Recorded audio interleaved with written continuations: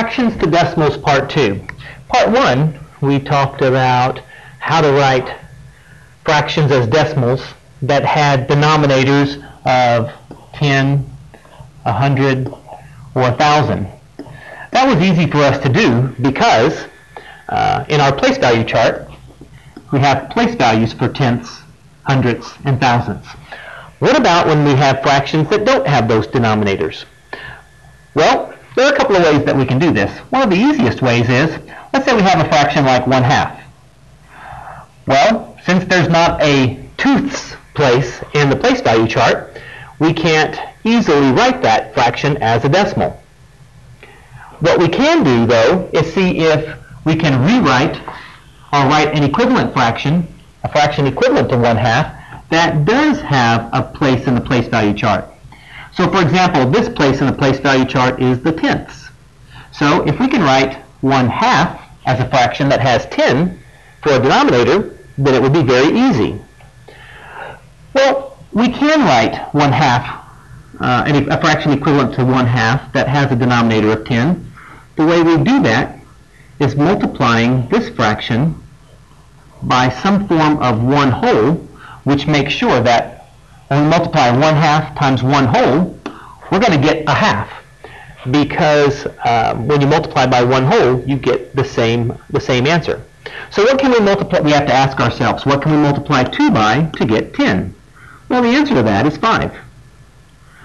Well, if I want this fraction in the middle to be 1 whole, I have to ask myself, what does my numerator have to be if my denominator is 5, if I want this fraction to be 1 whole? The answer to that is 5. Whatever I do to the bottom, I have to do the same thing to the top. The reason is we want that fraction to equal 1 whole. 1/2 times 1 whole is going to equal 1/2. 2 times 5 is 10, so 1 times 5 is 5. So what we have done is found a fraction equivalent to 1/2 that has a denominator of 10. It has a place in the place value chart. So now we can write 5/10 as a decimal.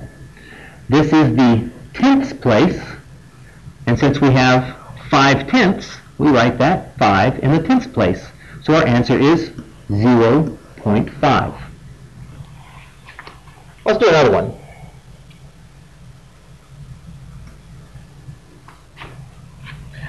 Let's say I have a fraction of 3/8.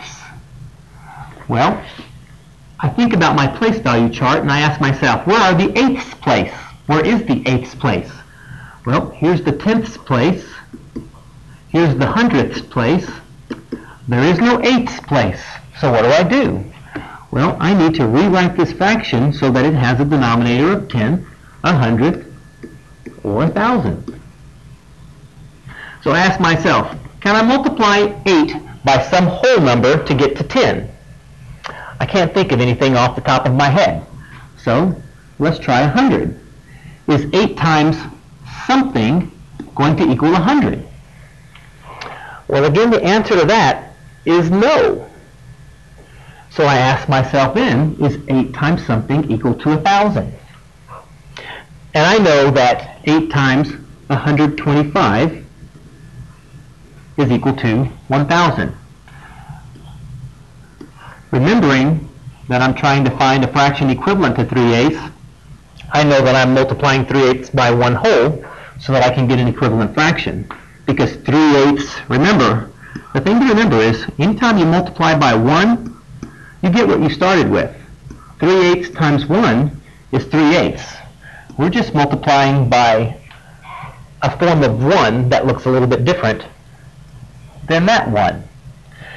Again, if I have a denominator of 125, what does my numerator have to be to equal 1? Well, my numerator has to be 125 as well. So 3 times 125 equals 375. So over here, I found a fraction equivalent to 3/8 that has 1,000 for a denominator. 375 thousandths. So can I write 375 thousandths as a decimal? Absolutely. 375 thousandths. So I write it as 0 and 375 thousandths.